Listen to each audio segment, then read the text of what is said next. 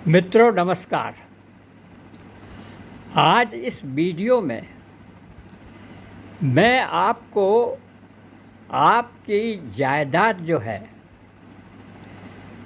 आपका जो घर या खेत जिस पर आप कहते हैं कि ये हमारा घर है, हमारी ज़मीन है, हमारी जायदाद है, इससे संबंधित कुछ कानूनी पक्ष आपके सामने रखूँगा। अभी हाल ही में ग्वालियर खंडपीठ ने एक पिटीशन को खारिज करते हुए लिखा है कि व्यक्ति लोअर कोर्ट में जाकर के अपना जो हक है उसको साबित करे। तो वो साबित कैसे करेगा, इसका कानूनी पक्ष में आपके सामने प्रस्तुत करूँगा।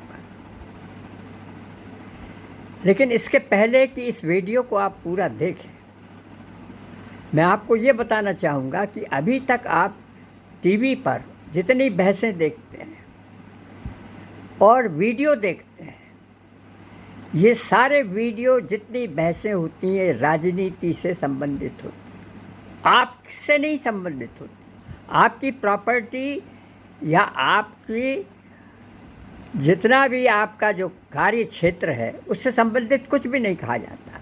केवल उसमें वीडियो में आपको दिखेगा स्वास्थ्य संबंधी कुछ वीडियो अच्छे लगते हैं, लेकिन आपका जो मकान जिस ज़मीन पर बना है और जो खेती की ज़मीन है, तो ये इस पर आपका हक कैसे प्रस्तुत करेंगे आप? दरअसल में देखिए, आपकी जो ज़मीन या जो मकान जहाँ बना है, जिस ज़मीन पर, वो प्रॉपर्टी किसकी है? वो सरकार की है, आपकी नहीं है वो।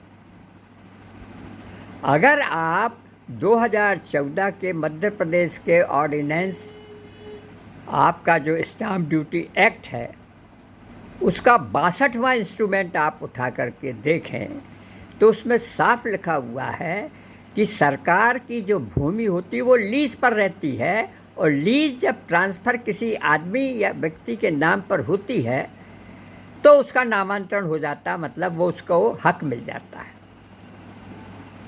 और उसको लीज नहीं होती है।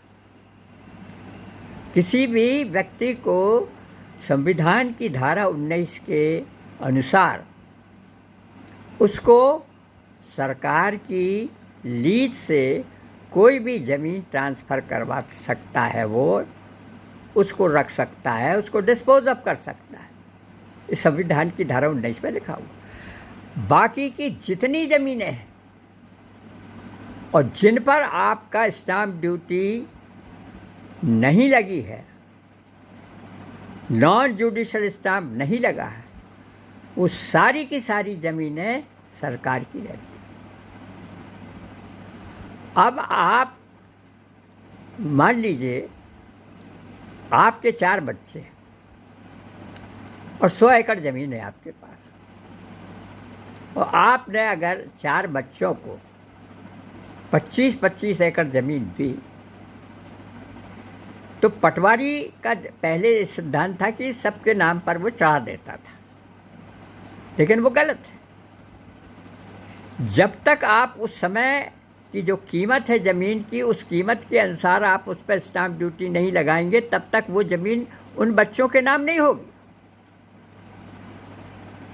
यानी जब तक आप स्टाम्प ड्यूटी, स्टाम्प का मतलब होता है रूलर, शासक, जैसे पहले ज़माने में अंग्रेज़ शासन का आपके स्टाम्प पर चित्र रहता था, तो स्टाम्प उसका प्रतीक है और उसके ऊपर कभी मुकदमा नहीं चल सकता, नॉन जुडिशल होता वो। तो जब आपके जितने भी आपके 63-64 जितने भी इंस्ट्रूमेंट स्टाम्प ड्यूटी में लिखे गए हैं, वो अगर उसमें स्टाम्प ड्यूटी लग जाती है तो वो नॉन जुडिशल हो जाता, मतलब उसके ऊपर कोई भी कोर्ट कोई फैसला नहीं ले सकता। और ये संविधान की धारा 131 में साफ स्पष्ट लिखा हुआ है। कि जितने इंस्ट्रूमेंट हैं, कॉन्ट्रैक्ट हैं, करार हैं, एग्रीमेंट हैं, सनद है, ट्रीटी है, इन सब के ऊपर सुप्रीम कोर्ट का कोई ज्यूरिसडिक्शन नहीं होता है।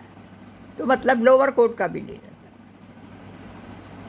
सिर्फ इतना ज़रूर रहता है कि अगर आपका कोई फर्जीवाड़ा हो तो उसको एक क्राइम समझ करके कोर्ट उसके ऊपर अपना फैसला दे सकता है।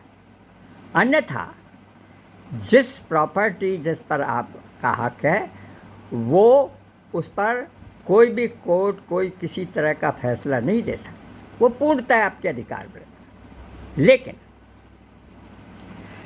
अगर आपने अपनी प्रॉपर्टी को किसी दूसरे आदमी के नाम पर ट्रांसफ़र किया, यानी बेचा, तो वो आदमी भी स्टाम्प ड्यूटी उतने ऊपर लगाएगा जितने में वो ख़रीदेगा, या जो भी स्टाम्प ड्यूटी का हो 5, 10, 12% वो लगाएगा, और आपका हक उससे हट जाएगा और उसके हक में वो प्रॉपर्टी चली जाएगी। लेकिन अब मज़ेदार बात ये है कि जब आप कहते हैं कि साहब हमने अपनी प्रॉपर्टी को मंदिर, मस्जिद, गुरुद्वारा को दान कर दी है, इतनी प्रॉपर्टी, तो वो जो ज़मीन है वो आपकी प्रॉपर्टी नहीं है।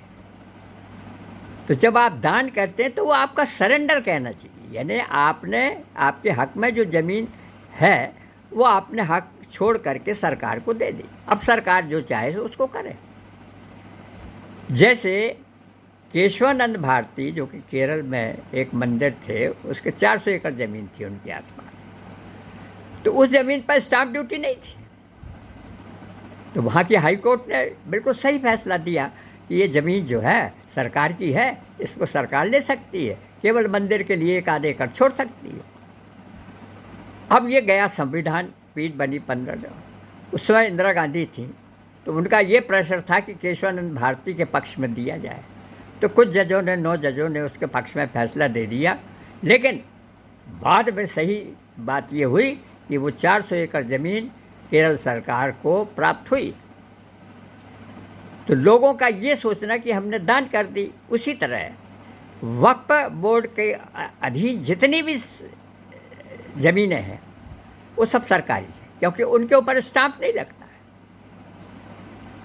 आप कोई भी सरकार से भी अगर मंदिर के लिए ज़मीन मांगेंगे, मस्जिद के लिए ज़मीन मांगेंगे, कब्रिस्तान के लिए, आप किसी बुजुर्ग व्यक्तियों के कोई अनाथालय की ज़मीन मांगेंगे, सरकार दे देगी आपको। सिर्फ 1 रुपये का आपको स्टाम्प लगाना पड़ेगा और आपको दे लेगी। उस पर सरकार का ही अधिकार रहेगा, आपका नहीं रहेगा।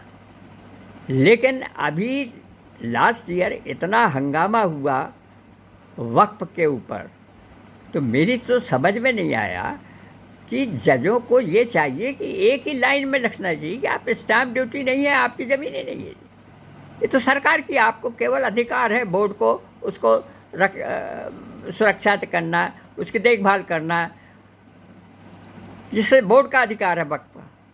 उसी तरह मंदिर है, गुरुद्वारा है, इनके ट्रस्ट बने रहते हैं, वो देखते रहते हैं, उसको आप बेच नहीं सकते उस ज़मीन को, किसी को ट्रांसफ़र नहीं कर सकते, तो वो ज़मीन भी सरकार की है। और ये भी बताते हैं, लोग गुमराह करते हैं टीवी में कि साहब रेलवे के पास सबसे ज़्यादा संपत्ति है और आर्मी के पास सबसे ज़्यादा संपत्ति, और वक्फ के साथ बहुत, ये किसी के साथ कोई संपत्ति, सब सरकार की संपत्ति, किसी में स्टाम्प ड्यूटी नहीं। आर्मी को भी जो दी जाती ज़मीन उसका भी बोर्ड रहता है कि वो किस तरह से उसका संचालन करे बोर्ड, उसमें कोई स्टाम्प ड्यूटी नहीं लगती। रेलवे की ज़मीन जो कहते हैं, रेलवे की नहीं, वो सरकार की ज़मीन रहती, सरकार देती है लोगों की सुविधा के लिए, सड़कें बनती हैं लोगों की सुविधा के लिए। तो इसमें जो सबसे बड़ा सेंट्रल पॉइंट है हक बताने का, वो ये है कि स्टाम्प ड्यूटी अगर है तो आपका हक है, और अगर स्टाम्प ड्यूटी नहीं है तो आपका हक नहीं है।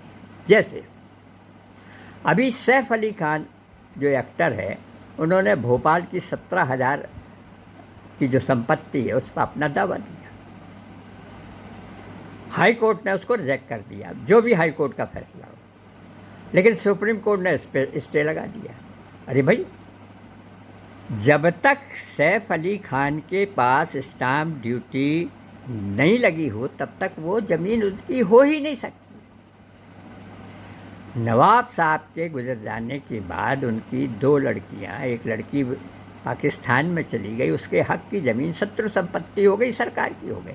लेकिन दूसरी नवाब पाटौदी को ब्याही, तो जब नवाब पाटौदी के पास गई तो नवाब पाटौदी, जब उसकी डेथ हुई तो नवाब पाटौदी को उस पर स्टाम्प ड्यूटी दे करके अपने हक में कराना था वो ज़मीन। और उसके बाद मंसूर अली खां जो क्रिकेटर है उसको भी स्टाम्प ड्यूटी लगा करके अपने कब में कराना था। और जब उसकी डेथ हुई तो स्टाम्प ड्यूटी लगा करके शर्मिला टैगोर और उसके बच्चों के नाम उनको करना था। तभी आपको सैफ अली खान सही में उसके हकदार होते हैं। तो ये जो पिन पॉइंट मैं आपको बतला रहा हूँ आपसे संबंधित, कि आपके पास अगर 99 साल की लीज भी है तो स्टाम्प ड्यूटी लगी है, उसकी कीमत भी दी है आपने, और उसको 99 साल तक आप रखेंगे और उसके बाद भी उसको रखेंगे, क्योंकि आपने उसकी कीमत दी है ज़मीन की। और मैं पहले वीडियो में बता चुका हूँ कि अनेक ऐसी संस्थाएं, जो टाटा स्टील है, बेनेट कोलमैन है, और भी बहुत सी आपकी लिमिटेड कंपनियां हैं जो चल रही हैं, कई सालों से चल रही, साल, 1.5 साल, 2 सालों से। तो जिसमें आपने स्टाम्प ड्यूटी लगाई है वही उस पर आपका हक होता है। लेकिन जो लिमिटेड कंपनियां हैं वो उस ज़मीन को किसी को ट्रांसफ़र नहीं कर सकती। लेकिन आपके हक में 62वां इंस्ट्रूमेंट जो है 2014 का स्टाम्प ड्यूटी ऑर्डिनेंस, उसमें नामांतरण हो जाता है। लीज़ का नामांतरण आपके पक्ष में किसी व्यक्ति के पक्ष में होता है, वो असाइनमेंट कहलाता है। तो वो नामांतरण ही आपका फ्री होल्ड होता है। अलग से फ्री होल्ड नाम का कोई इंस्ट्रूमेंट नहीं होता। लेकिन सरकार के लोग आला दर्जे के विद्वान बैठे हैं, उन्होंने फ्री होल्ड का एक अलग कानून बना दिया और लोगों से पैसे झाड़ना शुरू कर दिए गैर कानूनी, और लाखों करोड़ों का शायद अभी तक उन्होंने इस तरह से गैर कानूनी पैसा सरकार ने, मध्य प्रदेश सरकार ने प्राप्त किया होगा। तो ये सबसे बड़ा पॉइंट है जिसे आप नोट कीजिए। आपके पुराने जितने दस्तावेज हैं ज़मीनों के, उनको निकाल के देखिए कि उसमें आपके स्टाम्प ड्यूटी है या नहीं। और स्टाम्प ड्यूटी है वो नॉन जुडिशियल होता है, यानी उसके ऊपर कोई भी अदालत फैसला नहीं ले सकती, चाहे अगर सही है। और अगर फर्जी किसी ने कर दिया है तो ज़रूर अदालत उसमें फैसला लेगी।